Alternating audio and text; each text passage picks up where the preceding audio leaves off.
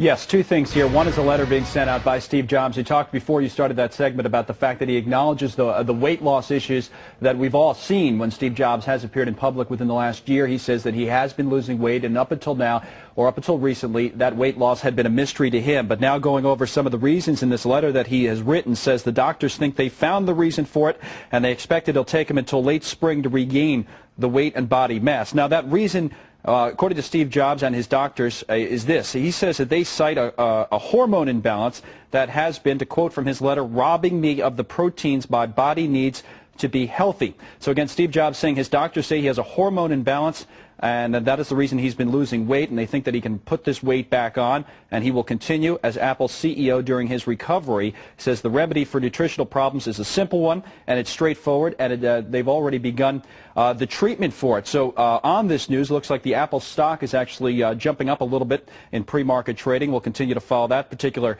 angle of it. Now, you mentioned that the board of directors have put out a statement as well. They say it's widely recognized, both inside and outside of Apple, that Steve Jobs is one of the most talented and effective CEOs in the world, and then they go over what they've said in the past. They said if it ever comes to a day when Steve wants to retire or for other reasons can't continue as a CEO, you will know it. That's basically the answer that they've given us in the past. But again, Steve Jobs acknowledging the weight loss that he has had, as you see here in some of this video that in which his face had looked drawn. A lot of people had talked about that the last time he had appeared on stage, and now saying it's because, Alexis, of a hormone imbalance, and he is taking treatment for that. All right, Connell, thank you very much for bringing us up to Breaking news. The Apple founder Steve Jobs announcing he's going out on a medical leave, saying the health problem he revealed only a few days ago, in his words, is, quote, more complex than originally thought. Let's go straight to CNN's Dan Simon, who's been watching this story for us. Dan, what's going on? Hi, Wolf. This is really an extraordinary and unanticipated development. After all, as you alluded to, just a few days ago, Steve Jobs tried to dismiss speculation that his health was declining rapidly. There had been a lot of speculation in Silicon Valley that he was in dire health, and he put out a statement saying that his weight loss, and we have a picture showing his weight loss over the last couple of years, how dramatic it is.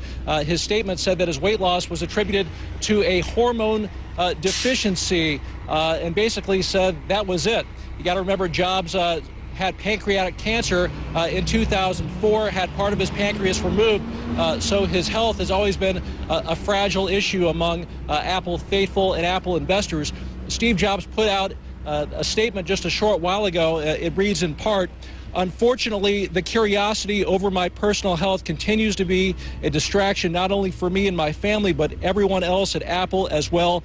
In addition, during the past week, I have learned that my health-related issues are more complex than I originally thought."